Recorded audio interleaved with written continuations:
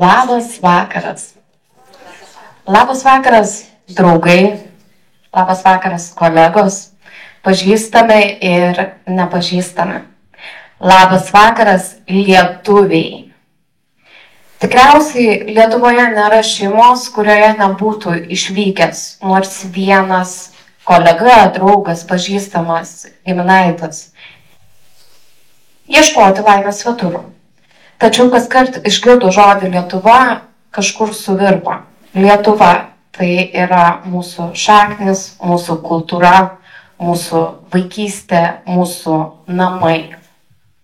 Norint išsaugoti mūsų šaknis, dabar yra pats laikas tai padaryti.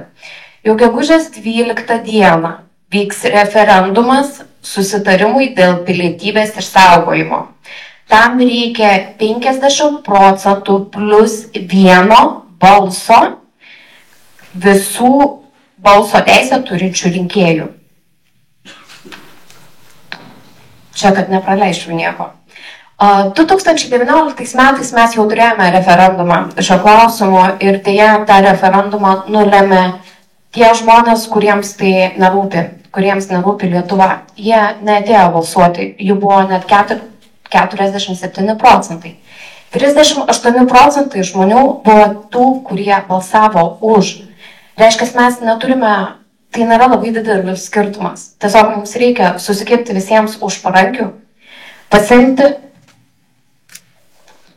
pasus ir po mūsų šito pokalbio prie pat įėjimo bus moteris, kuri padės jums užsiregistruoti gegužės 12 dienai. Nepalikite to paskutiniai minutiai, todėl kad nepamirškime, kad paštu kartais viskas vėluoja, kad laiku nueitų mūsų balsai, nes tikriausiai, jeigu jūs esate čia, tikriausiai jums Lietuva rūpi ir išsaugoti Lietuvos pilietybę jums taip pat rūpi. Nebūkime mažiau lietuviais už tai, dėl to, kad pasirinkome sukurti laimę kitur. Grįžti į namus yra gera. Šiandien mes turime garbingą svečią. Žmogų, kuris daugybę metų studijavo, dirbo, gyveno užsienyje ir visą tai darė vardan Lietuvos. Norėčiau jums pristatyti kandidatą į Lietuvos prezidentus 29 metais, Giedrimą Jeglinską.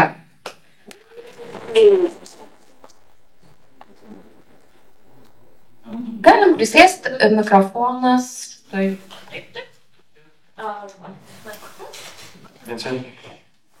Tad labas vakaras.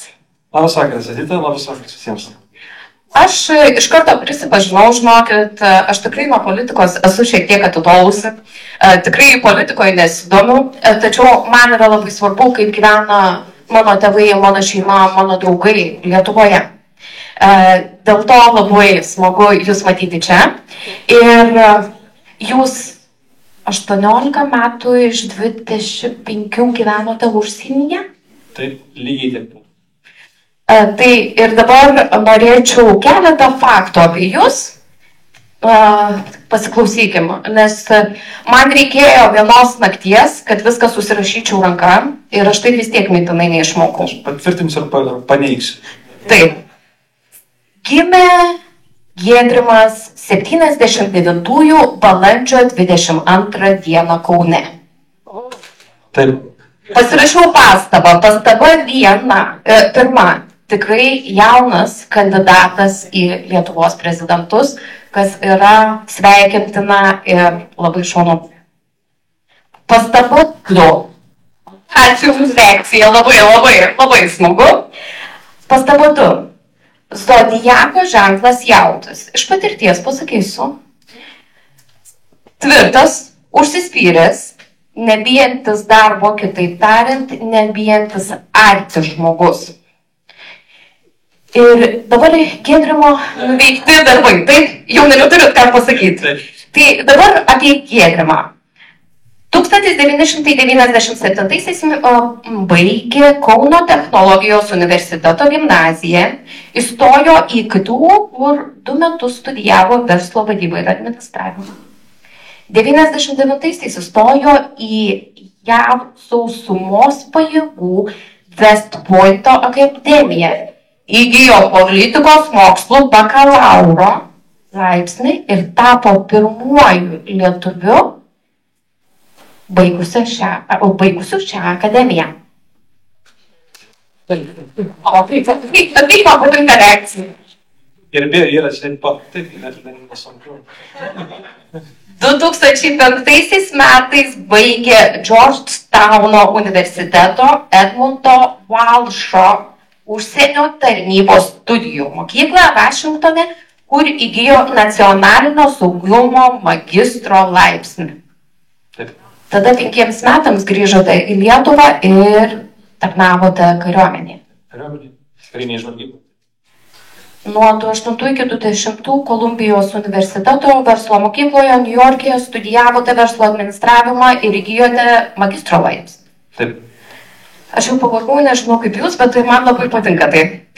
2009 metais stažavotės New Yorko akcijų biržoje. Trumpai. Bet žinote, su kuo tai valgoma ir kas tai yra.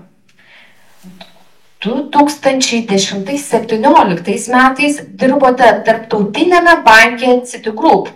Dabar šalys New Yorkas, Tokijus, Singapūras, Sidnėjus ir Varšuva. Visiškai teisingai. Ir visame kelyje gimė kiekvienam kontinente gimė bent po vieną sūnų. Po vieną sūnų. Po vieną sūnų kiekvienam kontinente. Įskyrus Europą. O tai, žinau, turite 3 sūnus. Dukrytei laikas bus Lietuvoje? Gal, kitas klausimas. Supratau. 2017 metais tapote krašto apsaugos viceministru 17 vyriausybėje. 2019 metais tapote NATO generalinio sekretoriaus Jenso Stoltenbergo pavaduotoju. Nuo 2022 metų JAV geopolitikos analitinio centro Atlantic Council's ekspertas. Ir pagaliau mes atėjome 2024 metus, aš net nepakeliu akis jūs, nežinokit labai jau, Demokratų sąjungos vardan Lietuvos kandidatas į prezidentus Giedrimas Jeglinskas. Tai dabar papasakokit, ką pamiršau, ką praleidau. Na, iš tikrųjų, tai, pirmiausia, aš norėčiau pasakyti, čia iš tikrųjų ypatingas momentas man. Ir ačiū, Rita, kad pristatė taip kruopščiai, taip įdėmiai. Ir iš tikrųjų čia sunku kažką ir pridėti. Bet iš tikrųjų, man sugrįžti čia, į Čikagą, čia, kur pirmą kartą atvykau prieš 24 metus, Deb, you here, Deb, kuri puikiai sponsorė, kai aš buvau West Point'e antram kurse, I'm speaking Lithuanian, but you got it. Tai pasiginai, kai baigus West Point karo akademiją, pasikvietė pas save, tai 2 Thanksgiving, 2 padėkos dienas, aš atvykdavau čia į Čikagą. Aišku, vėliau čia ir mano nojus, vyriausias sūnus buvo pakrikštytas, čia kunigo Saulaičio, čia visai šalia turbūt, aš taip sudoju. Ir teko dalyvauti ir būti krikšto tėčiu ir Vitos dukrytės, dukters, Gretos prieš daug metų krikštynose. Tai vėlgi, čia yra Lietuva. Man tai yra Lietuva, taip, tai yra Čikaga, Amerika, viskas tvarkoja, daug ir dalykų, bet taip pat tai yra Lietuva, tai yra smagu sugrįžti, man tiek draugų, kolegų, bendramokslų, netgi mačiau Juliją, tai yra fantastiška sugrįžti ir nuostabu būti ant scenos su jumis. Ačiū. Tai grįžtate kaip į namus, kaip ten, kur gera grįžta. Namai yra Lietuva. Namai ir tėvynė yra Lietuva ir tenai vyksta kiti dalykai.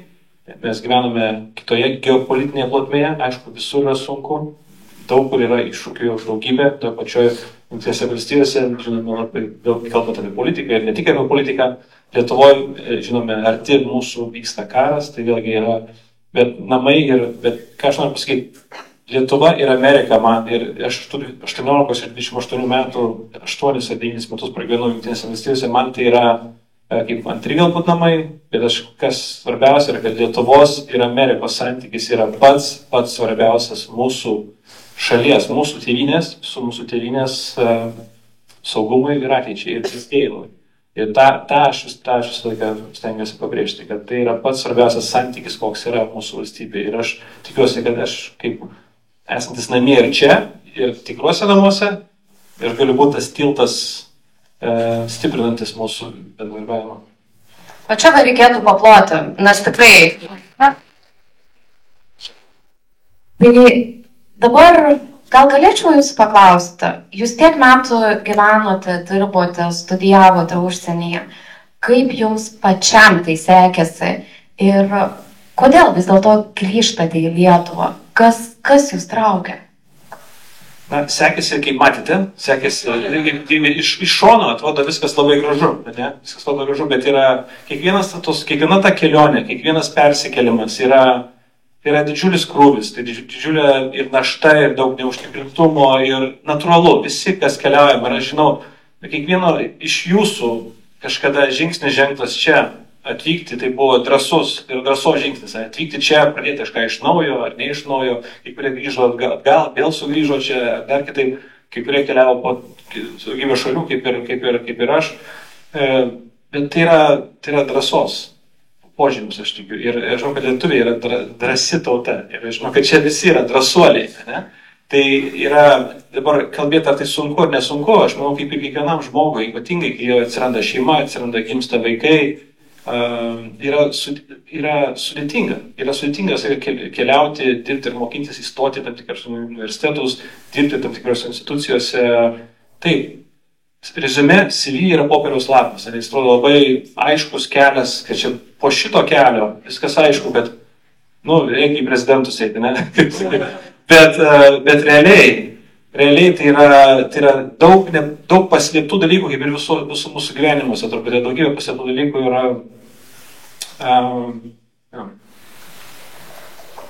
O kodėl Lietuva? Tai aš suvokiau, būdamas toliausiai, kiek čia Australijoje, kai gyvename, kai gimė mūsų mažasis Jogaila. Ir buvo sunkių dalykų, ir darbuose, natūralu, kaip ir kiekvieną gyvenimą, ne, tai sunku. Bet po truputį pradėjau suvokti, prasidėjo, atsimenu, karas Ukrainoje, buvo tas Krymas ir Donbasas, ir čia, toks visas chaotiškas periodas prasidėjo turbūt visam regione, kad iš tikrųjų aš suvokiau tuo metu, kad ne tik aš, man daugelis suprantame, kad šalyje, kurioje tu nekuri istorijos, labai sunku kurti ateitį jos. Ir realiai tu gyveni dėl to, kad tavo, dėl vaikų, kas yra labai geras dalykas, dėl vaikų. Nes jie yra vietiniai, jie čia kurs istoriją, jie dalis to švietimo sistemos ir jie kurs istoriją šalies. Ir tai yra nuostabu, tai mes pasiaukojame kaip tėvai, bet kai pasirodė šansas, atsivėrė šansas ir mane pakvietė Saulius Skvernelis į vyriausybę tada prisijungti prie vyriausybės su tokia labai aiškia misija, ten išskaidrinti visą įsigymų sistemą, krašto apsaugos didžiulį milijardai eurų ten plaukia ir man pasirodė, tai yra svari misija, ką aš turiu atlikti ir aš tiesiog, nebuvo kito pasirinkimo, aš tiesiog nepasitokiu dirbo banke, viskas aišku, yes sir. Tai tiesiog manau, kad tai yra dalis to idėjinio. Nes, ne kiekvienas, neturėdamas patį geriausią CV, kur būtų aukščiausi balai, viskas aukščiausia ir geriausia pabaigta. Jeigu žmogus nėra idėjinas, iš idėjos neina, manau, kad niekas jau neprivers. Tai manau, kad jūs turit tą idėją, tiek, kiek aš girdžiu. Aš visą laiką turėjau viziją. Kodėl aš įstojau JAV karo akademijos fonde, į kurią įstojau prieš 25 metus. Ir aš jį stojau 97 metais baigęs gimnaziją, tada aš pirmais metais stojau, aš neįstojau. Ir mama man sako, mama, kurie pažįstat, ne vienas čia, Sako, ne, bandyk ir 2 metais. Ir iš tų 15 mūsų vaikinų merginų, kurie bandė 1 metais, aš tik vienas sugrįžau 2 metai. Tada atėjo dar kita grupė ten ir mes... Bet aš vienintelis 2 kartą. Ir tas pasiryžimas, aš dabar kaip žiūrėjau atgal, aš tuo metu tai stoji, darai kažką, kai tau 19-20 metų, tai nelabai supranti, ką darai, tiesiog eini pirmin. Dabar, kai žiūriu, tai taip, tai yra tas pasiryžimas, tas nepasidavimas yra labai, labai svarbu tiek universitetam, jaunimas, ką reiškia pasiryžimas. Universitetai vertina pasiryžimą, tu bandai, stengiasi, nori, ryžtą turi ir jie pastebi, ypatingai tos institucijos, kurios yra Jungtinėse valstybėse. Tai tas, kaip sakyti, tas ryžtą eini pirmin. Kokia, Giedrimai, yra jūsų pozicija pilietybės išsaugojimui? Nes mes dažnai iš tikrųjų girdime iš tų, kur liko Lietuvoje, kad mes čia išdavėme Lietuvą. Mes išvažiavome, mes dėl geresnio gyvenimo, dėl geresnio kąsnio palikome viską. Kokia jūsų yra, nes jūs labai daug vis dėlto ir čia tarp lietuvių ir kokia jūsų yra dėl pilietybės išsaugojimo pozicija? Ne, mano pozicija turbūt 100% kaip turbūt daugumos čia, bet aš noriu tik dadėti pradžiai keletą dalykų. Ši konstitucija, kuri dabar yra veikianti Lietuvoje, buvo priimta 92 metų, sakysiu, spalio 25 dieną. Ačiū. Tai yra 32 metai atgal. Taip, jinai tuo metu buvo labai svarbus dokumentas, jinai yra labai svarbus dokumentas, bet tai buvo to laikmečio atspindys mūsų visuomeniai, ko reikėjo Lietuvai. Tuo metu mūsų buvo 3,7 milijono žmonių. Dabar 2,7 milijono Lietuvoje. Amžiaus pabaigoje projekcijos yra 1 milijonas. Kai mes rinksime 21 amžių, kai mažėja ir mažėja skaičiumės ir su visa pagarba visiems šeimom neprigimdysime tiek, kiek reikia, nes turtingėjame neįmanoma, nespėsime su demografinio traukiniu. Dabar ir tai, kad mes tą konstituciją tuo metu neleido dvigubos pilietybės, tai buvo tuo metu signalas. Tuo metu signalas, kad žiūrėkite, taip, mes, tai atspindėjo tą realybę, bet realybė keičiasi. Demografija pasikeitė. Ir kas dabar vyksta, tai čia yra juokinga, mes sekame biurokratiniam institucijų šitom taisyklėm, mes atiminėjam žmogų, kad žmogus, kuris jau yra Lietuvos pilietis, niekada neturėtų būti iš jo atimta Lietuvos pilietybė. Jis yra pilietis ir viskas. Ir čia yra baiminamės, kad jie sugrįžti, sugrįžti ir galėsite pasiimtos 300 eurų pensiją. Tai yra, ir kaip, daug tokio pavydo, kas man šiek tiek keista, nes aš manau, kad vos ne kiekviena, kaip paminėjote, vos ne kiekviena šeima Lietuvoje yra jų kažkas yra išvykęs kažkur. Pažįstamas tikrai. Tikrai yra, visų yra išvykę žmonės. Bet yra, kaip yra, tokia žmonių nuomonė. Dabar, manau, čia yra labai svarbus dalykas, yra ta lyderystė. Ir šiuo metu, su visų pasitikėjimu, kokį aš galėčiau pasakyti, kad mes laimėsime šios rinkimus, aš laimėsiu juos, bet žinome, kad šiuo metu populiariausias politikas yra dabartinis prezidentas Gitanas Nausėda. Taip yra. Jis yra.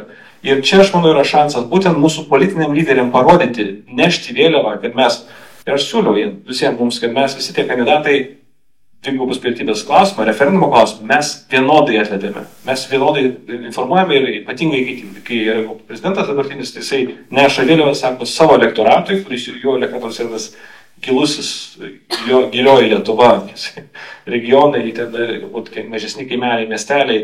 Ir jis sakytų, žiūrėkite, balsuojam už, ir būtų šansas. Dabar aš nežinau, aš tikiu, kad yra šansas.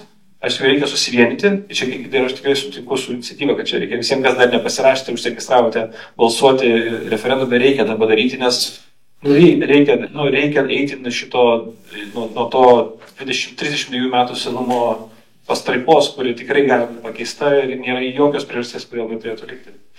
Taip, tikrai šitoje vietoje aš tikrai sutinku, nes yra tokių žmonių, kurie ne tik 300 eurų pensijos nori, bet jie norėtų grįžti ir anksčiau ir norėtų kurti tas darbo vietas arba norėtų įsteigti padalinį. Kai tu gyveni čia ilgus metus, tu pradedi idealizuoti Lietuvą ir tu matai, kaip jinai keičiasi ir tu nori prisidėti prie to pokyčio.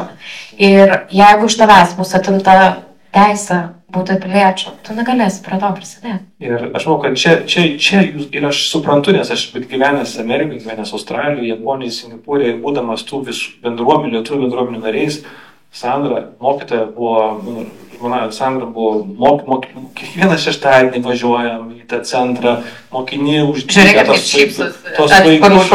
tos vaikučius iš anglakalbiai bendruomeniai, įsivaizduokime, kaip, žinote geriau, kaip sunku išmokintą kalbą, yra viskas prieš tave, yra visa sistema, nes mokykla, darželiai, išlaikyta kultūra yra labai labai sunku ir tai, kas daroma, čia didžiulėm pastangom, kurio tai yra, tu matai, kaip žmonės stengiasi. Ir po to, tos merginos grįš į Lietuvą, jų gal, jeigu ne jos grįš jų vaikai, jų anūkai grįš ir įkurs verslą, čia mes negalim numatyti ateities, bet norės susiras partnerius, draugus ir tai yra daugybė naudos ateityje tikrai ir čia nereikia uždaryti durų, paprasčiausiai nėra prasmės.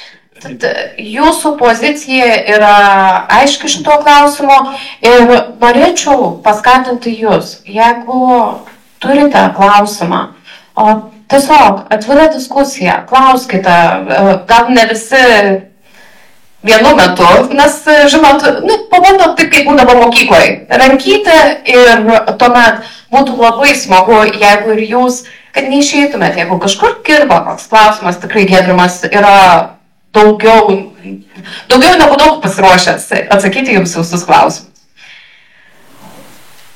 Ir tyla. Gerai, tuomet mes prieikim prie gal šiek tiek kitokios tos pozicijos, kitokių aktualijų, kas dabar vyksta Lietuvoje. Jūsų vizija Lietuvai yra saugi Lietuva, kurioje svarbus kiekvienas. Pastaruoju metu yra vis baisiau žiūrėti žinias.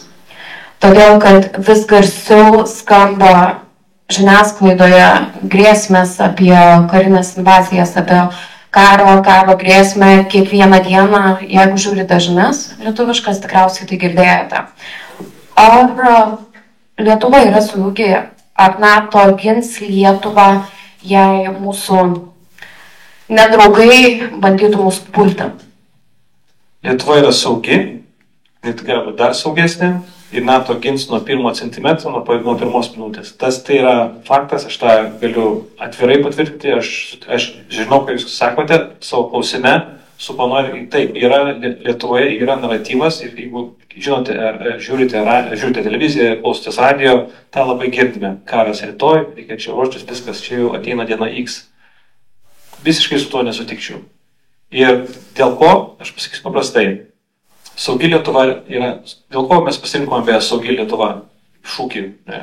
Nes saugumas man, aš ateinantis, kaip perskaitėte mano CV, aš ateinu iš krašto apsaugos, nacionalinio saugumo, gynybos prado. Mano prado yra tas, čia yra mano sritis, kurioje aš karjerą dariau, kurioje aš suprantu, kurioje aš dirbau tose organizacijose, NATO, krašto apsaugoje.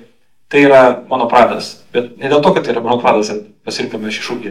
Dėl to, kad saugumas yra pamatas, ant kurio visą kitą galime statyti. Statysime ir klestinčią ekonomiką, galim turėti ir socialinį teisingumą, ir politinį stabilumą.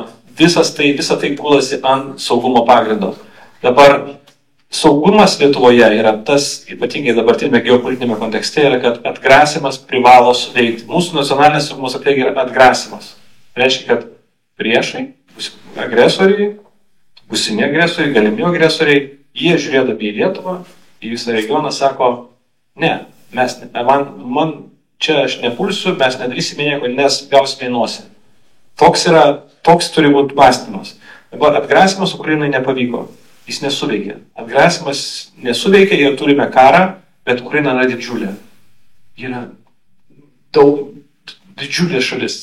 Ten turime karo liniją, jis lenkasi į vieną, į kitą pusę, turime milijonų žmonių, jie gali mobilizuoti vieną bangą, kitą bangą. Tai yra daugybė žmonių visai kitoks yra pobūdis. Lietuvoje tas negali veikti. Mūsų yra per mažai, mes esame per maži, atgrasimas privalo suveikti. Dabar taip, jeigu, kalbant apie saugumą, aš pasakysiu taip, būdami NATO, esame 20 metų NATO, prieš savaitę šventėme 20 metų NATO, vakar šventėme 75 metus NATO gimimo, mes esame galingiausio istorijoje karinio alijanso nariai. Jau 20 metų, reiškia, mes net ne naujokai. Mes žinome, kaip veikia, žinome, kaip procedūros veikia, kaip principai, kaip veikia kariniai planavimai, pajėgumai, kaip dislokuojame. Mes turėjome žmogų vadovybėje, mane. Ir jau ne iškart gauname tokias pozicijas. Tai yra, reiškia, mes esame patyrę šio alijanso nariai. Ir šis alijansas tikrai, pažiūrėkime, turime NATO batalioną Lietuvoje, IFP vadiname, priešakinės pareigas vadovavimas Vokietijos. Turime amerikiečių batalioną, tankų batalioną Lietuvoje, Pabradėje. Turėsime 5000 vokiečių karių brigadą Lietuvoje. Turime NATO branduolinį skaitį, apie kurį nekalbame ir kuris tikrai, garantuoju, su kurio Putinas nenori susidurti, nes branduolinė konfrontacija reiškia jo paties režimo žlugimą. Tai yra didžiulis, jis žaidžia branduolinę kortą dažnai mėtosi, bet jis pats bijo gauti. Tai čia yra toks žaidimas, bet tikrai NATO branduolinis skaitis yra didžiulis atgrasomasis elementas.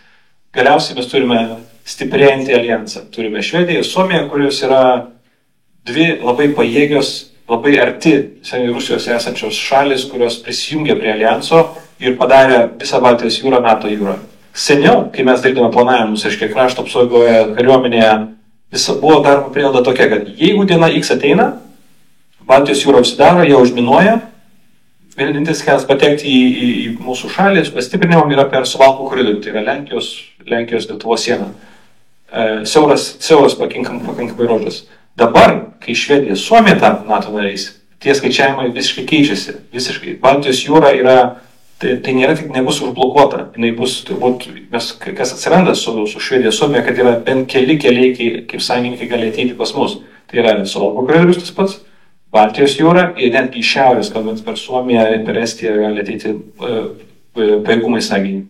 Tai vėlgi, kalbu apie paprastus logistinius dalykus, kurie padaro mus saugesnius, alijansas tikrai stiprėja, tai yra alijanso mūsų viso ekonominė galia yra daugiau negu 20 kartų didesnė negu Rusijos ir techninis sofistikuotumas, reiškia, pažanga yra visai kitokia ir esmė yra, kaip sutelkti tos ekonominės resursus ir padaryti tai karinę galę ir smogti Rusijai. Bet tą tikrai galim padaryti. Ir jeigu tik alijansas bus paliestas kiekvieną minutę, sekundę, centimetrą, aš garantuoju, kad tai bus atsakyti. Tai tikrai esame saugus, esame saugiausi savo istorijoje, nes niekada nesam buvę tokio alijanso nariai. Man lygina dažnai 40 metus, sako, ir nebus tas pats kaip 40 metais. 40 metai buvo labai skirtingas dalykas, mes nebuvom, NATO nebuvo tokio alijanso, mes turėjome. Kas buvo didžiausias priešas 40 metais Lietuvos, ar žinote, aš tu istorikai nežinau, Lenkija. Lenkija dabar yra viena didžiausių mūsų sąjungininkų. Tai vėlgi yra kita istorinė, geografinė, geoistorinė visai dabar santvarka ir tas tikrai nereikia bijotos baimės. Ir tas, tai, kad yra siejama baimė iš kažkieno, kad žiūrėkite, mes dabar jaučia invazija bus į mus, jau dabar bus karas, ką tai daro. Žiūrėkime, kas vyksta Lietuvoje, kai žmonės perkasi būtus Ispanijose ir vėlgi, gal gerai Ispanija, saulė šviečia, viskas, bet yra matoma tendencijos, kurios yra, čia lietuviai gal perkasi būtų Ispanijoje, derizikuoja, viskas tvarkoja. Dabar užsieniečiai, užsienio investuotojas, norintis investuoti į Lietuvą, jis turi užduotą klausimą. Tai jeigu užsienio reikalų ministras sako, kad karas rytoj, kodėl jis turi įdėti tą milijoną ar du į Lietuvą ir pasakyti, gamyklas ar kažkokius verslus. Ir galiausiai, tai yra... Topas investicijoms į Lietuvą. Absoliučiai, bet supraskime, kad be ekonominio augimo, be tų investicijų mūsų ekonomika neaugs, jeigu neaugs, mes finansuosime tą gynybos finansavimą. Tai viskas susiję. Paklausti, iš kokių pinigų, nes dabar vis kalbama yra apie tai, kad reikia stiprinti, reikia pirkti techniką, reikia statyti infrastruktūrą ir iš kokių pinigėlių. Ir dar vienas klausimas yra, kaip Lietuvai sekasi gyvendinti NATO keliamus reikalavimus. Tai yra, tarkim, žinau, kad buvo, pataisykite, jeigu neteisėsiu, arba jūs galite, aišku, paklausti. Žinau, kad buvo nustatyta 2 procentų, ar ne, kad turime nuo valstybės biudžeto, gal galim daugiau pasakyti, tiesiog iš kokių pinigų, nes dabar visi kalba apie tai. Kels turto mokestį, kels kitus mokesčius, uždės viską žmonėms ant pečių, mama, tėtis ir senelis susijęma už galvų, iš ko dar daugiau ir taip. Taip, ir va, kaip ir susakėte, taip ir dažnai yra matoma, kad Lietuvoje pradame dažnai diskusijas nuo procentų, kiek reikia dabar gynybai. Aš visiškai sutinku beje, kad galiausiai mes turbūt prieisime prie tų 4 procentų nuo BVP. Mes daeisime iki tos skaičiaus. Bet vėlgi pradame ne nuo to galo. Pirmiausia, turim kalbėti apie aiškius prioritetus. Dabar išmetama yra tankai, čia dronai, čia dar kažkas, čia reikia infrastruktūros vokiečiams, čia reikia infrastruktūros dar kažkam. Yra daugybė prioritetų, bet jie nėra prioritetai, kol jie nesudėliojami aiškius prioritetus, reiškia eilė 1, 2, 3, 4, 5. Aš turiu labai aiškius prioritetus, bet čia, ir mano nuomonė, oro gynyba yra būtent tai, kas yra svarbiausias elementas dabar, nes būtent veikianti integruota oro gynyba reiškia, kad jeigu raketa atskrendanti kažkur, tai atskristų raketa viena šalia Vilniaus, pamatytume tikrai chaosą. Nereikia net žūstančių žmonių paukti, bet iš tikrųjų chaosą, ką daryti, kad nežinotume, ką daryti. Tai oro gynyba tą ir padaro. Oro gynybos vaidmuo yra ne tik tai karinis, kad numušti raketas, tai yra psichologinis efektas, tai yra psichologinis visiems žmonėms, kad, žinote, yra numušta raketa, numušėm droną, numušėm dar kitą raketą, kažkas gal pralindo kitą raketą. Vėlgi, bet trumpo, vidutinio, ilgo nuotolio raketos, tai yra ir antidroninės sistemos. Tai yra pirmas prioritetas, ką reikia padaryti šiame technologinėme kariniame amžiuje. Dabar kai turime tos prioritetus, tada jau galime sakyti, iš kur gausime pinigų.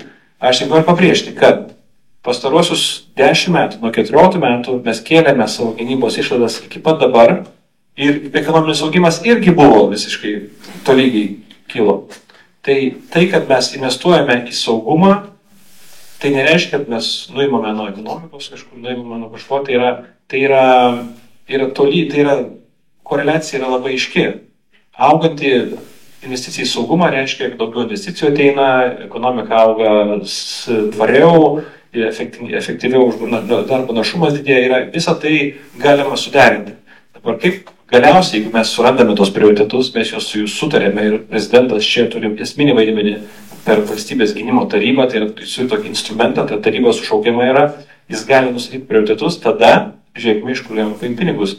Ir aš bendrai norėčiau pasakyti, kad čia ne tai, kad reikia PVM dabar 1% ar ten GPL, ar kokie pajamų mokestį didinti, čia nepadaryti, turime reikalinga bendrai normali mokesčių reforma, kurio nedaryti yra daugelį metų, kurios ši vyriausybė nepadarė, ji neturėjo nei politinės valios ir nesigavo vien tam mokesčių reforma, buvo nueita tokiais tais piecemeal, tokiais dalimis, reiškia, nekilnojamo turto mokestis, kuris, aišku, nieko nesigavo, nes tai yra iš niekur paimtas mokestis, neaišku, ką jis finansuos, kodėl jis turi būti. Jis turi būti visa bendrai mokesčių reforma ir surasti reformuoti visą mokesčių sistemą. Tai pirmas dalykas.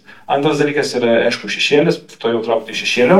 Trečias dalykas, pats kalbant apie PVM-ą, taip, PVM-as yra mūsų, čia detalės jau pradėme įsijaučiame, bet jeigu PVM-as yra, mūsų nesurenkamų PVM dalis yra didžiulė, didžiausia Europoje, Europos Sąjungoje. Jį galima geriau surinkti. Tai vėlgi, nereikia didinti PVM, bet ir gali surinkti. Ir kitas dalykas yra skolintis. Nereikia bio skolintis, palūkanų normos yra didesnės negu buvo prieš pastarąjį dešimtmetį, bet ir augimas yra, ir infliacija yra didelė, tai čia viskas koreliuoja, kaip ekonomistas dabar pasakysiu. Tai tikrai nereikia bio skolintis, nieko Europą nepadarys daug. Vienas dar klausimas. Tai pinigais, čia yra valdžios reikalai, kaip sudėlioti iš tikrųjų, kaip sudėlioti tą planą, kaip kaip tvarkingai ir teisingai panaudoti tuos pinigus, bet kaip su žmonėmis. Mūsų mokykloje niekas nemokė iš tikrųjų, kaip elgtis karo atveju. Sąžiningai pasakysiu, mūsų net nemokė, kaip suteikti pirmąją pagalbą, elementarių dalykų. Kaip jūsų manimo, ar dabar galbūt jau susidūrėt, ar dabar yra šviečiama, ar dabar žmonės žino, bent jau mokiniai, kai yra tokios grėsmės šalia, kad padėtų ir savo tėvams, senoliams, kur, ką, kaip daryti, ar jūsų švietimo ir jūsų mintis apie tai, kokios yra? Iš tikrųjų, to vis dar nėra ir čia, aš kai kalbu apie atgrasimą, kaip užtikrinti, kad atgrasimas suveiktų, yra 3 elementai. Jeigu paimtume matematinę funkciją, atgrasimas lygu funkcija pajėgumų, sąjungininkų, reiškia, turime investuoti į pajėgumus, turime investuoti į sąjungininkus čia, dabar ir kuo greičiau jų ateimą. Ir trečia, tai reiškia stipri visuomenė. Visuomenė tai reiškia stipri, vieninga, atspari visuomenė. Ką tai reiškia? Tai yra labai sunku. Jokia šalis dabar neturi vieningos visuomenės. Tai pačiu Jungtinėse valstijose. Čia susiskaldimas yra visur ir jis yra nieko nesmerkiant vienos šalies ir ne vienos šalies negeriant. Taip yra. Gyvename tokiame polarizacijos, fragmentacijos amžiuje, kai yra susiskaldimas didžiulis. Dabar aš manau, kad pas mus mes turime žymiai didesnį šansą suvieninti valstybę greičiau negu, tarkim, su visą pagarbą, Jungtinės valstijos, kurios yra didžiulės. Ir čia nežinai, nuo ko pradėti. Lietuvoje, mes žinome, nuo ko pradėti. Mes turime labai aiškę grėsmės paradigmą. Tai reiškia, kad grėsmė yra labai aiški, agresorius žinomas, iš kur jis gali ateiti, Baltarusija, Rusija, iš ten Kaliningradas. Mes žinome, kas yra mūsų egzistenciniai priešai, kurie iš tikro nori mūsų šalies, mūsų tautos sunaikinimo. Tai gerai, turime bendrą tokį grėsmę priešą, tai turėtų būti vienijantis faktorius. Ar kaip tą padaryti? Ir mokyklose yra vienas iš tų dalykų, kur tikrai mes dar nedarėme, tai yra pradėti galima nuo netgi pradinių klasių ir eiti per visą mokymosi etapą, kad iš tikrųjų yra į pilietiškumo, patriotiškumo mokymai. Galime daryti iki konkrečių mokymų kaip pirmosios pagalbos, ten kažkokie tai ten kibernetinės apsaugos priemonės, daini iki ginklų rekonstravimo. Tai karinės katedros, kas gal anksčiau yra studijavęs, kur būdavo, sakoma, čia sovietizmas. Ne, tai nėra sovietizmas, tai yra tam tikro etapo, kada grėsmės buvo matomos taip ar anaip, tai būdavo leidžiama 12-11 klasėje, jie tada viskas tvarkoja. Turime visą tą per 12 metų tikrai sukurti tokį tvarkaraštį, kuris leistų žmonės, kurie išeina po 12 metų, žinantis geriau, ką jie turėtų pirmą dieną daryti. Koks veiksmas suprastų, ką reiškia patriotiškumas, pilietiškumas, minkštesni dalykai, kietesni dalykai, kaip ginkluotė ir kiti dalykai tvarkoja. Tai yra, užaugintume visai kitokią, per kelis dešimtmečius užaugintume kartas, kurios iš tikrųjų supranta ir jaučia, ką turi daryti. Ir kitas aspektas, kurį turim savo programoje, pas mane yra, tai vadinamas nacionalinės pilietinės tarnybos elementas. Aš esu asmeniškai aš kaip kariškis, aišku, aš sakysiu, kad ta tarnyba, karinė tarnyba yra labai svarbu. Ir tai duoda žmogui, ypatingai, jeigu jinai yra gerai struktūrizuota, net profesionaliai padaryta, kai tu įgauni vadovybės, vadovavimą patirtį, kai tu pamatai geros, blogos lyderystės, kai tu pasirengi fiziškai, kai tu išeini po tos tarnybos kaip labiau pasirengęs pilietis, tu žintis labiau pasitikintis, 19 metais, 70 metų, tu išeini, tu žinai, kur nori studijuoti geriau, tie metai turi duoti tau, tu padaryti turi žymiai geresnių piliečių. Aš manau, kad tą reikia dar labiau plėsti iki nacionalinės tarnybos. Aš turėjau tokį klausimą, kaip tik pasižymėjus, iš tiesų, jaunimas, pabaigęs 12 klasių, jie labai dažnai nusimato, kad dabar nestosiu, dabar važiuosiu, užsidirbsiu, pažiūrėsiu šiek tiek pasaulio ir grįšiu. Prie šitos visos, kaip, numanote kokį būdą, kaip sulaikyti tą jaunimą, baigusi 12 klasių, kur aišku, jis neturėjo pinigėlių, jam labai gražiai šviečiasi ir atrodo, kad viską labai lengvai nuvažiavęs tam padirbės metus ir užsidirbs, sugalvos ką daryti, grįš. Ir tada, kaip jį suvaldyti?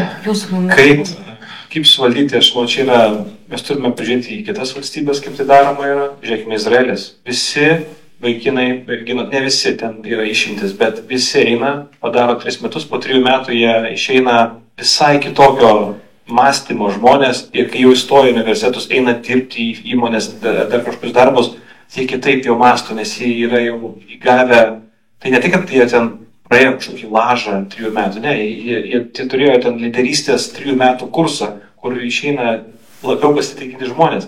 Kodėl Singapūras, kuris neturi realiai iš viso šalies, kurį ten bandytų okupuoti, Izraelis, tai pastoviam kare yra, Singapūrė lygiai tas pats.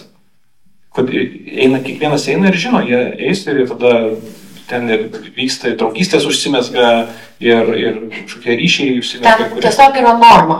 Tiesiog užauga. Taip, teisingai sakant, tai yra norma ir tai tiesiog, tai prasideda nuo iš viršaus. Aš manau, kad čia, mūsų visuomenė tai turi būti iš viršaus, pasakoma, tai turi būti. Aišku, mes mėgstam priešintis, ne? Mūsų prezidentas pasakė, ką jis žino, ne? Ką premjeras pasakė, ką jis žino, nieko nežino, ne? Tai čia natūralu yra prieš tokiem dalykam.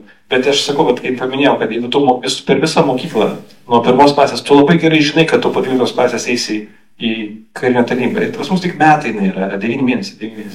Tai yra, tu žinai, tu ruoši tą jaunuolį ir jaunuolį, beje, lygios galimybės turėtų būti. Ir merginam, ir merginam. Esate už tai, kad būtų šaukiamos ir merginos? Aš tikrai manau, kad taip. Tai yra, ir visiems būtų geriau.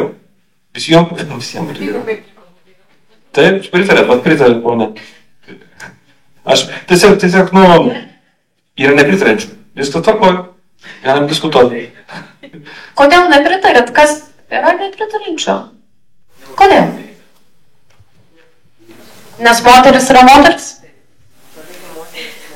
O jeigu tada kita, Giedriaus viena iš minčių yra, Giedrimo, atsiprašau labai, viena iš minčių yra, kad ne tik kariuomenėje, tai gali būti medicinos įstaigoje, nevyriausybinėse ugdymo įstaigose, socialinėse įstaigose, kur galima yra. Tu atiduodi savo, tai yra tvarkoje. Mes sakome, kad po 18 metų jisai gali eiti, dirbti į Angliją, Ameriką, ar eiti dirbti į Maximą, ar eiti dirbti dar, ar į universitetą stoti. Gerai, bet jeigu mes sakome, kad ten nesibaigia tavo ūdymas, kas pasakė, kad jis turi baigtis po 12 klasių? Gal padarėme dar tos metus, kur žmogus išauga, bet turime turėti programą, kuri yra, ir sutinku, ne tik tai karinė. Ne tik kariuomenė čia turi būti, čia yra visos tas whole of government, kai sako, tai yra ir švietimo įstaigos turi įsijungti, ir sveikatos įstaigos, nevyriausybinės organizacijos, technologinės įmonės gali, kad tas žmogus atliktų tą tarnybą ir moterų vaidmuo yra absoliučiai svarbus ir kare, beje, tai kurie rodo, ne tik, nes karistas apkasuose, dabar kur Ukraina yra vienas dalykas, bet kiekvieną karį remia dar 5 asmenys gale, su logistika, medicina, su parama, tokia yra kariuomenės struktūra, reiškia. Tai visi turi prisidėti, čia kiekvienas turi vaidmenį. Ir taip to fizinio darbo, tas mano, kai tas kova rankom su rankom, kai karys eina su turku vienas prieš kitą, yra gal ne moterų dalykas, bet ten yra daug ką daugiau atlikti. Žymiai daugiau. Ir ypatingai, kai kariuomenė progresuoja, technologijos ateina, įsilieja į karybą, visi turi turėti galimybės, aš manau, ir tai yra, kad visi laimėtų iš to. Tai vieni metai tarnybos bendrai, čia ne tik kariuomenė, bet bendrai apie tarnybą, vieni metai po 18, po mokyklos tikrai sustiprintų, manau, bendrai mūsų visą visuomenę, mūsų jaunimą. Ir dar buvo jūsų viena mintis, kuri iš tikrųjų man labai patiko, apie tai, kad reikėtų pagarbą karininkams auginti Lietuvoje. Kad reikėtų tai daryti ir su atitinkama pensijų sistema, kad tiesiog galėtų oriai pabaigę karinę tarnybą ir kad pabaigę karinę tarnybą sukurti darbo vietas, jiems tiesiog integruoti į darbo rinką tos žmonės, nes tikrai žinau iš savo labai artimo rato, kas buvo išvykę labai senai, bet buvo išvykę kariauti į Izraelį, man atrodo. Aš nepamenu, bijau pameluoti dabar iš tikrųjų. Ir jis buvo čia, Lietuvoje, kopos vadas. Jis po 1,5 metų žmogus grįžo, jis buvo užsidaręs. Sako, aš bijau žmonių, dabar šiuo metu ir po tokių iš tikrųjų juos reikėtų grąžinti, aš manau, bet tik tai, vat, ir jūsų ta mintis, kad pagarbą karininkams auginti, kaip jūs tai... Ja, tai čia, aš manau, kalba eitų turbūt apie tai, kad bendrai, jeigu mes kalbame apie Lietuvos kariuomenę, kuri yra auganti institucija, mums reikės pritraukti daugiau žmonių, mums reikės išlaikyti, pritraukti geriausius ir išlaikyti geriausius. Kaip tą padaryti, turi būti sistema, kuri yra, žinau, čia yra žmonės, kurių ar vaikai, ar patys yra buvę Jungtinės valstijų kariuomenėje. Sistema yra visiškai kitokia. Aš pats kai buvęs toje sistemoje, aš labai gerai žinau, vis yra ir ne tik, kad finansai atlyginimas geras, ne tik pensija gera, ne tik tai, bet yra ir karjeros planavimas atitinkamas, yra socialinės garantijos, yra pensija, bet yra kitas dalykas integravimas į civilį sektorių po tarnybos, kas yra ypatingai svarbu. Tas leidžia pritraukti tos žmonės ir žinau, jie patarnaus 5 metus po akademijos ar patarnaus 20 metų, jis po to turės išeiti, jo įgūdžiai bus panaudojami ir jis ten uždirbs gerai, yra vėlgi netobulos tos sistemos, visos yra netobulos. Veteranų administracijos sekretoriatas, kaip departamentas, jis irgi nėra tobulas, ten yra iššūkių pilna, bet iš esmės požiūris į žmogų yra visiškai kitoks negu pas mus, kur čia tu tiesiog 20 metų tarnavo, išeini, gauni tą pensiją, niekas taip nebesirūpina. Mums tą būtina padaryti, nes mums reikalinga didesnė kariuomenė. Dabar, kai turime 2 brigadas, Žemaitiją ir Geležinį Vilką, dabar mes kūrėme diviziją, reiškia dar 1 brigadą, plus keli dar batalionai, reikės daugiau profesionalų, reikės daugiau šauktinių. Tai yra visas procesas ir tam reikės žmonių. Karys yra pats svarbiausias elementas karyboje. Gynyba, mūsų gynyba, atgrasimas veiks tada, kai turėsime karius, kurie yra motyvuoti ir galintys ir norintys iš tikrųjų ginti Lietuvą. Dar turiu tokį klausimą viso. Dar turiu tokį klausimėlį apie slėptuves. Kaip dabar ten yra? Ar tai yra tik tas oranžinis ženkliukas uždėtas ant durų, 4 sienos, stogas virš galvos? Ar vis dėlto ten yra paruošta medikamentai, ekstra elektros generatoriai, vanduo, maistas, elementariai kažkas? Ar tai tik tai... Čia yra, kaip žinome, karas vyksta daugiau negu 2 metai Ukrainoje. Dabar yra susigriebta, ką darysime pas mus, atėjus 1X ar kažką, jeigu ateina raketos skrenda. Pas mus kol kas yra tik tai trikampėliai, tai yra pilna priklijuota prie rūsių, kad čia yra slėptuvė, čia yra kažkokia tai priedanga, realiai nieko kol kas nėra padaryta, bet taip, turime turbūt permąstyti visą tą civilinės saugos sistemą, investuoti kiek reikia, čia klausimas yra šiek tiek retorinis, kiek reikia tos priedangos, jeigu raketa, dažniausiai kaip ir Ukrainoje dabar žmonės bėga, pasislėpia, praeina sirenos, išeina. Tai nereikia ten būti mėnesiais, ne? Tai nėra, kad turi būti gyventi tenai ir kai tave, pastoviai tave kažkaip šaudo. Tai čia reikalinga platesnė diskusija ir bendrai dabar, kaip yra sužymėtas, yra padėti varnelės visur, kad štai turime čia tiek tų slėptuvių, bet realiai daug darbo lieka, kad eiti daugiau negu kad biurokratinis pratimas. Kad tiesiog padaryta. Dar turiu 2 klausimus. Gal yra klausimų iš patarimų, nepritarimų. Klausimą dėl, aš pati auginu, jam dabar 22. Jisai gimė šičia, augė šičia. Ir kokia jūsų pozicija dėl tų šauktinių įtraukimą iš šauktinių sąrašus ir jų realiai tarnavimą Lietuvoje? Toks gaunasi, jie gyvena visai kitoje sistemoje ir turėtų grįžti atitarnauti tuos 9 mėnesius. Ar realiai Lietuvai tai yra saugūs žmonės? Jeigu, pavyzdžiui, Amerika yra kaip ir draugiška šalis, bet kaip su kitom šalis? Manau, kad čia visos šalys, kurios yra NATO šalys, yra draugiškos. Tai yra labai aiškiai tą turime atskirti. Tai Amerika yra draugiškiausia šalis, aš sakyčiau. Mes esame draugiškiausia Amerikai. Tai aš manau, kad tikrai turime, vėlgi, aš manau, kad turi būti matoma. Ir čia yra ne tik iš jūsų pusės, iš tėvų pusės klausimų, bet iš mūsų kariuomenės pusės, kad padaryti tą sistemą, tą šaukimą iš tikrųjų kokybišką. Negali būti tik tai tas tokios, kaip seniau būdavo, kažkur pavarniai po laukus, čia kažką jie padaro.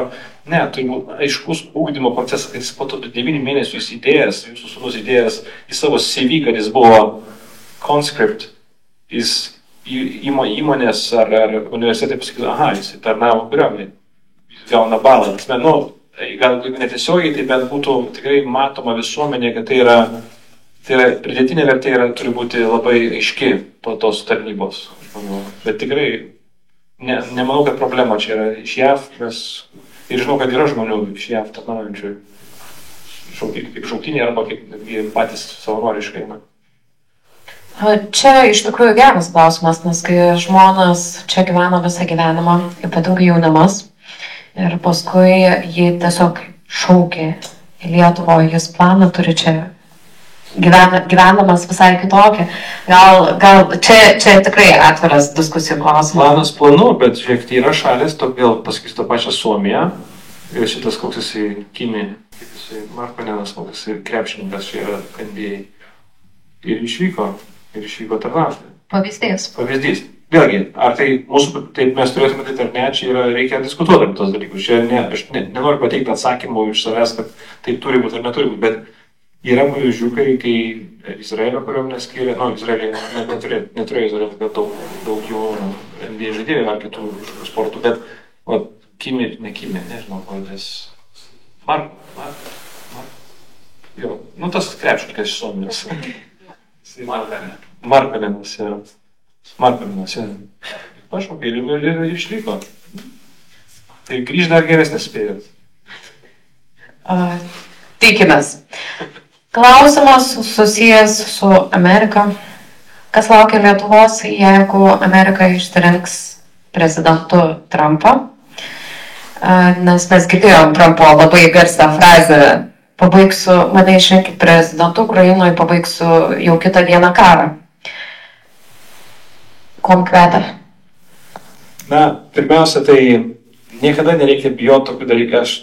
Išrinks Amerika išrinks, jūs turbūt daugumą išrinksite geriausią prezidentą, kokį Amerika nusipelno. Tai bus rinkimai, tokia yra visa prasme demokratijos. Išrinks, tai būtų Trumpas ar tai būtų Bidenas. Amerika nuspręs. Mūsų vaidmuo, mano vaidmuo kaip prezidento yra dirbti su Amerika ir mano tikslas yra, kad turėti stiprią Ameriką. Mums reikia stipri Amerika. Toks. Ir čia dirbsiu su visais, ar Trumpas, ar Bidenas. Dabar, kalbant apie Trumpą, dabar taip yra retorika, yra veiksmai. Jūs geriau, aš vakar kalbėjau Rotary klube, tai buvo pirmasis čia pokalbis Amerikoje. Visai kalbėjau Lietuvoje, bet čia pirmą kartą Amerikoje esame per rinkiminę visą kompaniją. Tai ten man reikia įtikinti, žiūrėkite, Amerika, ten rinkimai. Aš neturiu jūsų įtikinėti, jūs viską geriau žinote negu čia. Vyksta rinkimai. Rinkimai čia yra žymiai žiauresni negu yra Europoje, Lietuvoje ar dar kažkur. Čia yra galvos rėda, vieni kitų ten šneka tokių dalykų, kur neįsivaizduoju. Čia yra šou. Trumpas yra turbūt geriausias šoumenas, kokį turėjo per daug dešimtmečių. Tikrai taip. Bet vėlgi, tai turime atskirti retoriką ir veiksmai.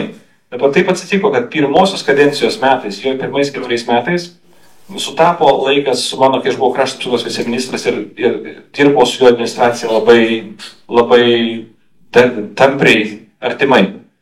Ir tuo metu būdavo irgi, jisai sakydavo vieną dalyką: Amerika turi pasitraukti iš Europos, irgi būdavo tokie pasakymai. Bet ant žemės vis kiti dalykai. Būtent prie jo metu mes atvedėme JAV tankų batalioną į Lietuvą. Tai jis sako retorika, bet veiksmai yra visiškai skirtingi. Dabar jis sakydavo, reikia mažinti finansavimą Amerikai Europoje, JAV kariuomenės finansavimą Europoje. Bet ten buvo įsteigta, prie jo laikų buvo įsteigta Europos atgrasymo iniciatyva, $6,5 milijono per metus buvo skiriama JAV dalinių ir sąjungininkų finansavimui. Tai vėl retorika, veiksmai. Ir dėl ko taip skiriasi, vėlgi aš visai ką sakydavau, priklauso labai nuo to, kokius žmonės atsiveda. Ir jis atsiminkime, HR McMaster, kaip nacionalinio saugumo patarėja. Tai yra iš tos pačios akademijos, mes irgi studijavome su HR, iš senesnės kartos, tik tai šiek tiek. Jis turėjo Mark Esper gynybos sekretorių, irgi iš tos pačios akademijos, beje. Jis turėjo Ben Hodgesą, generolas, JAV 3 žvaigždžių vadovas, sausumos pajėgų vadovas Europoje, irgi iš tos pačios akademijos. Tai mes visi, ta pati grupė, ir aš žinau, kad tie žmonės, kurie atėjo, jie yra labai gerai suprato sovietologiją, jie supranta Rusiją, jie supranta Rusijos grėsmę, jie supranta mūsų regioną. Ir aš čia vėlgi nebūsiu dabar politinis, aš nenoriu politikuoti, bet yra skirtumas tarp tos administracijos žmonių, kurie atėjo su tais vadinamais respublikoniškais vanagai, ir dabar pas Bideną yra sinologai, tai yra Kinijos ekspertai. Tai yra visiškai skirtingas mąstymas, visiškai skirtinga grėsmių analizė ir matymas.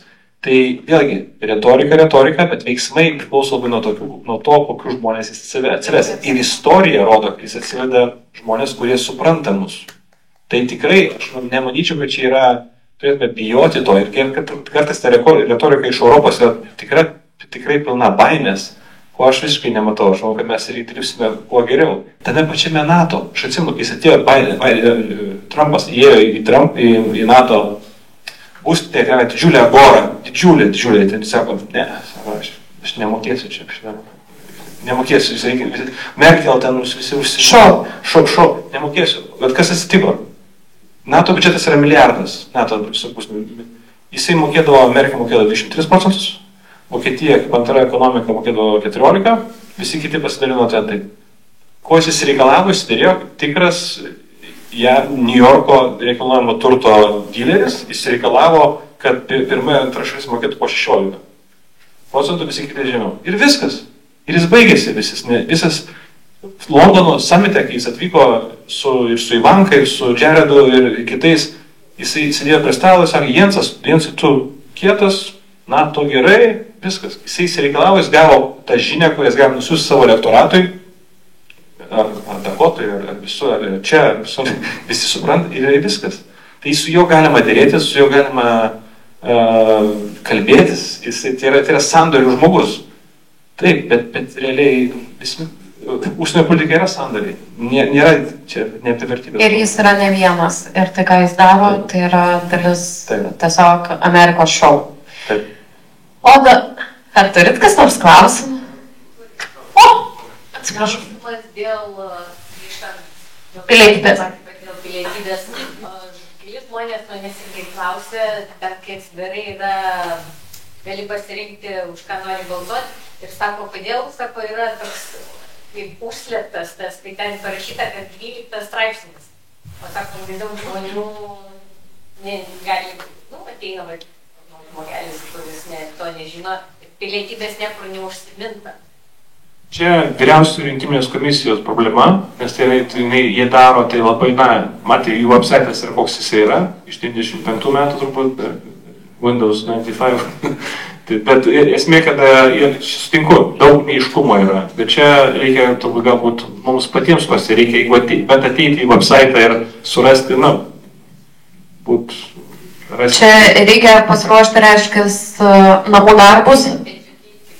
Arba skleisti, arba tiesiog skleisti. Dabar mes turime tokią, tai nebereikia rašyti laiškais ir siųsti karveliais. Mes turime visą mediją, kur mes galime ne tik čia Amerikoje, gyvenančius lietuvius. Aš tai šiandien tą patį padarysiu vakare. Aš tiesiog įdėsiu didelį garsų postą, kur draugai iš viso pasaulio, kurie yra lietuviai, nes mes visi taip pat galime netekti Lietuvos pilietybės. Tai, kad ją išsaugotume, kad visi balsuotų. O dabar, Giedrimai, vis dėlto mes tikriausiai norime sužinoti, koks jūs esate kaip žmogus. Ir aš tai pavadinau sprintu, nes yra sakoma, kad kai duodi žmogui pasirinkimą, tarkim, iš dviejų, ir jis negalvojas, taip, jį pasako pirmą, dažniausiai tai būna teisybė. Žaidimas, toks trumpas, labai lengvas. 5 klausimukus užduosiu. Žalgiris ar Lietuvos Rytas? Negalvojam, iš karto sakom. Žalgiris Kaunietis. Klausimas, kodėl ne Lietkabelis? Iš Panevėžio. O, vat nepadėjo vežiečiai, Šiaulių Šiauliai irgi yra, nes Lietuvoje krepšinio šalis, ten kiekvienas miestas turi po savo 3 komandas. Bet čia tos 2 yra, kur visada. Cepelinai ar šaltibarščiai? Šaltibarščiai. O gal Kijevo kotletas?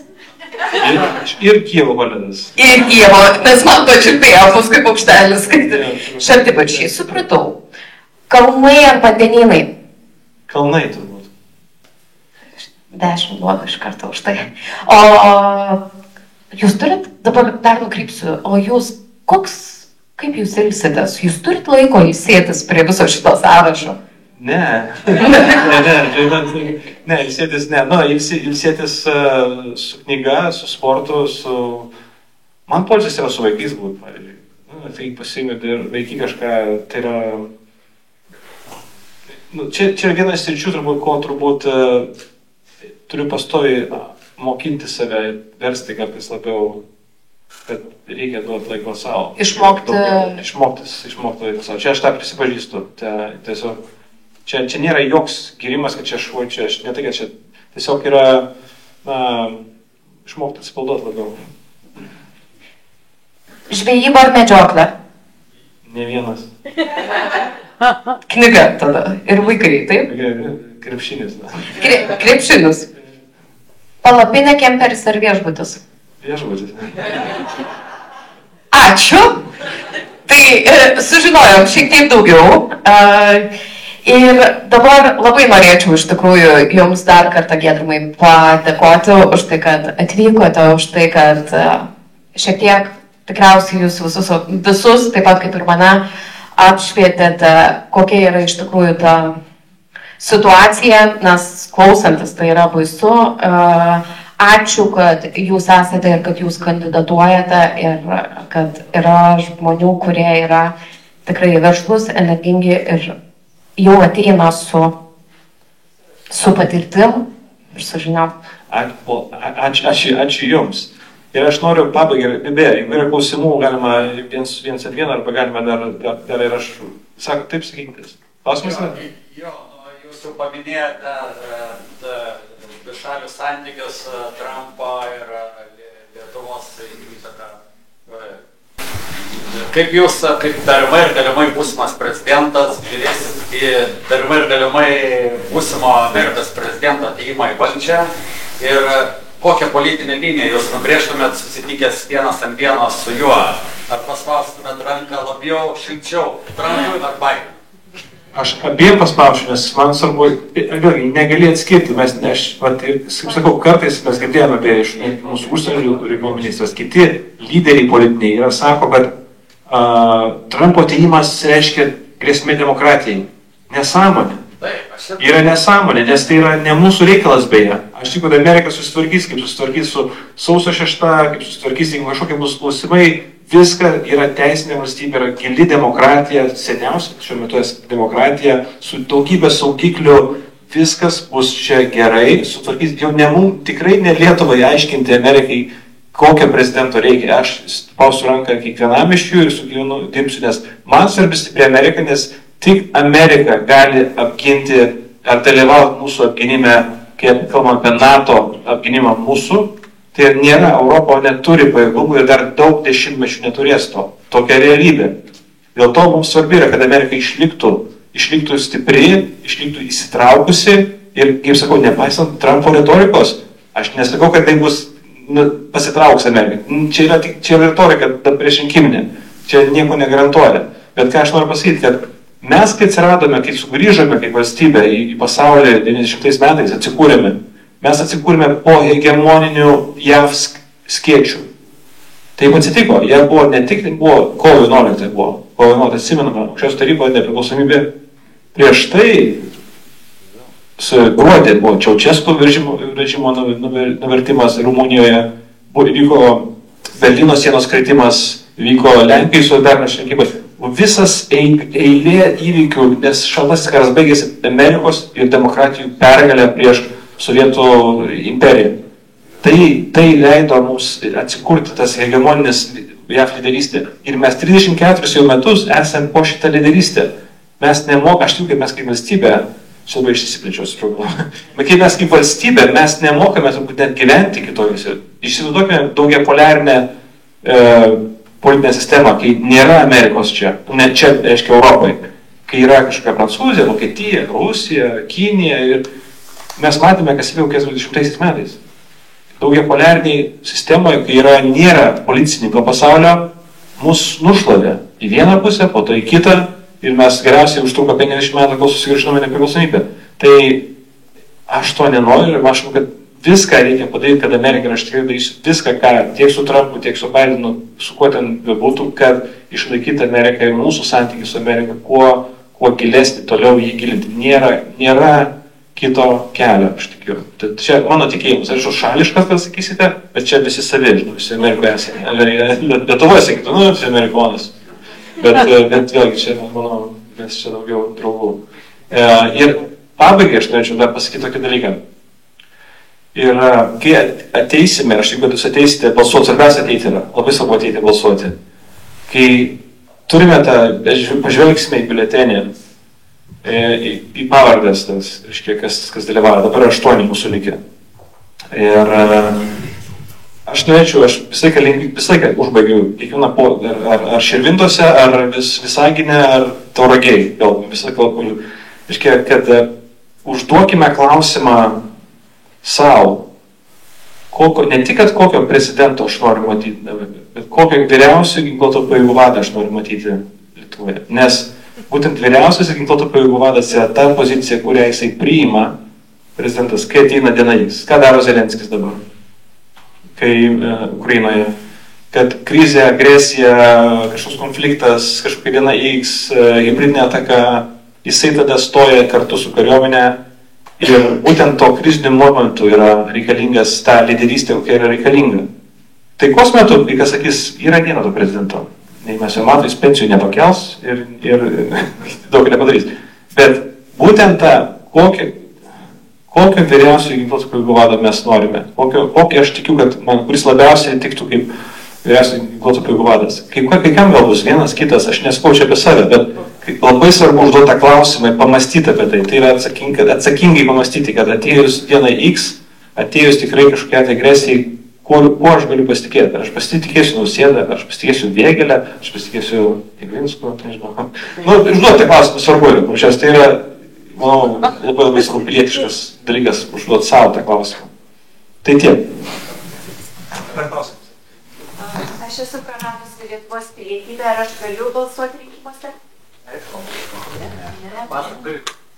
Pasas pasibaigęs. Kas gali? Pasibaigęs netinka, pasibaigęs. Pasibaigęs pasas tinka, arba kortelė, netgi tapatybės kortelė. Reikia iš tikrųjų žinot, kaip padaryti, paklausti Giedrės Ežerskytės apie tai, nes ji čia yra tas žmogus, kuris tikrai žino, tikrai gilinosi. Tai galima būtų paklausti Giedrės, nes Giedrė jau senai jinai ten žino visus šitos niuansus. O po diskusijom dabar tai padės prisiregistruoti, parodys kaip ir užregistruos. Tačiau į šitą klausimą reikėtų iš tiesų paklausti Giedrės. Žinot, kaip padarykim? Dabar čia viskas pasibaigs, pagaukite mane, aš tuoj pat parašysiu Giedrį, gausiu jūsų kontaktą ir aš jums atsakysiu. Gerai? Nepradėčiau paklausti. Taip, ponė. Su šia diena, su šia technologija, su visom bombom ir atomais, ar nereikėtų mums labiau susikoncentruoti ant diplomatijos ir taikos pasaulyje? Aš manau, taip pasakysiu, kad diplomatija yra labai svarbus elementas. Diplomatija yra tai, kas turbūt mus ir mes tikrai turim koncentruotis, beje, dirbant su NATO, komunikuojant tas grėsmės, komunikuojant visą tai, kas vyksta Lietuvoje, nes vėl esame didžiulis alijansas. Esame daugiau negu NATO saugo milijardą žmonių. NATO ir mes turime fokusuotis į tą diplomatiją ir tarp su sąjungininkais. Dabar aš turiu pasakyti, kaip buvo prieš vasario 24 dieną, 22 metų. 2 savaitės prieš tai įvyko NATO Rusijos taryba. 2 Rusijos viceministrai atvyko į tarybą, sėdėjo prikimštoje salėje, pirmą kartą mačiau tiek žmonių, visi sulaikė kvapą ten klausimės. Ir ką mes išgirdome, kad absoliutų nesiskaitimą, rusų diplomatų šitų nesiskaitimą su niekuo. Su absoliučiai niekuo. Kai mūsų ambasadorius, Latvijos ambasadorius, Estijos ambasadorius, ten visi išėlės 30 sąjungininkų, nu Rusija čia taip nereikia, čia reikia sustabdyti šitas karas, tai yra blogai, jie visiškai ignoruoja mus. Mes neegzistuojam. Aš nežinau, su kuo reikia dėrėtis. Visi bandymai dėrėtis kažkokie tai su Putinu matėme. Makronas tikėdėjo save, Borelis, ES komisaras šitom užsienio politikai, visi ten save susidegino važiuodami prie didelio stalo pas Putiną. Kai žmogus yra pasiryžęs daryti toks, kai žmogus yra ten mažai, tos darybos gali kažką atvesti. Dabar reikalinga pergalė, dabar reikia užtikrinti Ukrainai pergalę, padėti kiek įmanoma. Aš tikiu, kad kongresas padarys savo 60 milijardų paketo, aš tikiu, kad Europą padarys savo, įjungti turime karinę pramonę, ne taip kaip dabar, o 5-10 negu ir duoti galę Ukrainai, kad įveikti. Nėra su tokiais subuliais reikia elgtis taip atitinkamai. Ir jeigu Rusija negauna į nosį, su kuo pasakome stop, nieko nevyksta. Tai yra diplomatija, čia yra mano nuomonė, bet čia vėlgi. Ir visi diplomatiniai kanalai buvo tikrai išbandyti prieš karą. Visi. O Kinija buvo išbandyta dėrybose? Kaip sakot? Kinija. Kuria prasme? Ar bandėt per Kiniją pavyzdžiui? Kinija vėlgi, Kinija kalbasi su Rusija atskirai. Čia yra, NATO nedirbo su Kinija, bet JAV tikrai dirbo su Kinija ir aš manau, kad visa tai buvo veltui, nes net ir prezidentas Šį negali paveikti Putino, kažko nepadaryti, nevykdyti invazijos. Tai tikrai Kinija yra, matome, kas matome dabar, labai aiškiai vyksta atsiskirimas toliau. Tai yra JAV, Kinija, čia yra tas ateities kova, kuri laukia artimiausiais dešimtmečiais.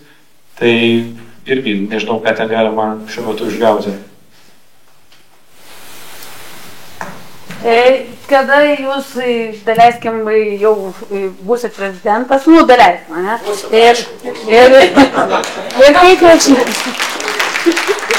Ir kaip jūs žiūrėtumėt į tą Seimo vaikų darželį?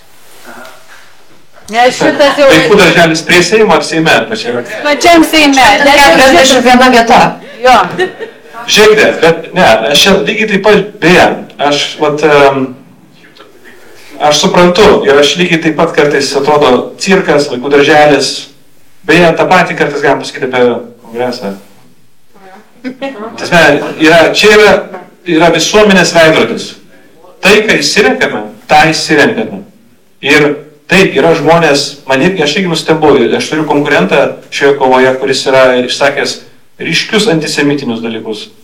Absoliučiai antisemitinius. Ir jis turi savo 5-6% ir niekai kitai. Turime, aš manau, konkurentą, kuris yra absoliučiai pro-putiniškas, pro-rusiškas, jis sako, agresyvus NATO alijansas. Agresyvus NATO alijansas sukūrė pretekstą invazijai, Rusijos invazijai į Ukrainą. Ir jis turi savo 5%. Ir visuomenės yra įvairios. Ir kongresas ir Seimas yra labai panašus, ta prasme, kad tai yra veidrodis mūsų visuomenių. Ir vienintelis kelias iš to yra protingai balsuoti. Nesakau, kad už mane balsuoti, aš sakau, kad tik protingai pagalvoti, sąmoningai balsuoti, už ką mes norime iš tikrųjų, kas norim, kad mūsų reprezentuotų. Ir tai vienintelis, demokratijos geriausias būdas, koks yra, nėra kito būdo. Neturėtume demokratijos, būtų visai blogai. Tai aš sutinku su teiginiu iš dalies, bet išeitis yra mūsų rankose. Išsirenkam tai, ką reikia išsirinkti. Ar dar turime klausimų?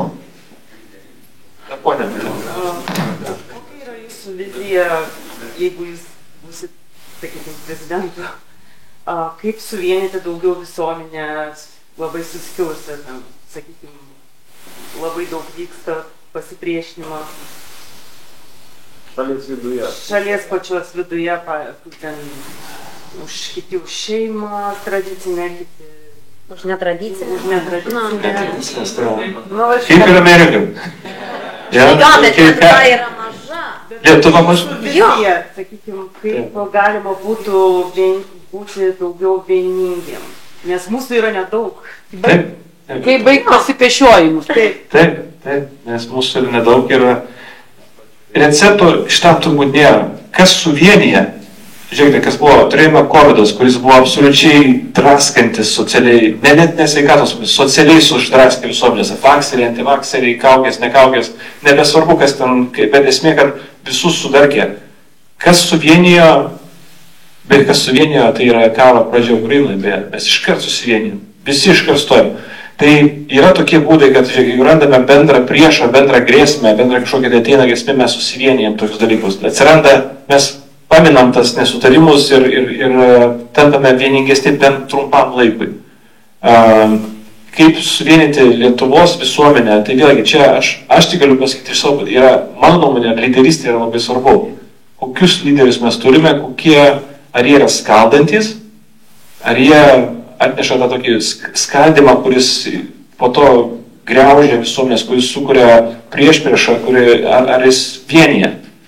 Ir kad sukurti vienijantis lyderis, tai yra, aš visą sakau, žiūrėkite,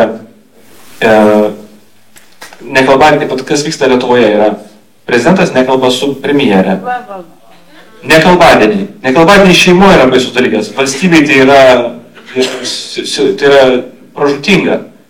Kaip gali prezidentas nekalbėti su premjere? Tai yra, kokios krizių valdymo sistema gali veikti, jeigu jie du nekalba, o krizės atveju, jeigu galės kalbėti, jie nekalbės. Irgi nebus, turi bendrauti su žmonėmis. Ir čia prasideda, kad turi išmokti, turi ateiti su to. Ir aš tikiu, kad aš atnešu tokį vakarietišką NATO, tą konsensuso kultūrą, bendradarbiavimo kultūrą, kurioje, beje, kai Jensas sėdė prie stalo ir pradeda bet kokį klausimą NATO, 30 šalių visi nesutarė. Ir ką Jensas turi išgauti iš to kambario? Konsensusą, sutarimą. Galiausiai visi išeina nepatenkinti dalinai, bet turime konsensusą. Tai čia yra ta lyderystė. Jinai skausminga, nes tu nusižemini savo ego, bet vėlgi dėl šalies, dėl bendro intereso, to, kaip prezidento vaidmuo, tu turi ne tik tai žaisti ant ego, tu turi žaisti dėl valstybės interesų. Tai aš manau, kad čia kalba yra apie lyderius turbūt. Bet čia labai geras klausimas. Aš nenoriu recepto aiškaus. Tikriausiai, kad nėra. Tikriausiai čia yra patirtis. Čia yra, kaip gali kiekvienas nešti. O dabar, jeigu dar turite klausimų, tai aš manau, kad iš karto jūs nepabėgsite tada Giedrimai ir galėsit paklausti asmeniškai, ar ne? Nes man čia jau rodo ir taip, ir akį verkia, ir saulytėm daro taip. Tai ačiū labai Giedrimai jums. Labai dėkoju, buvo labai smagu.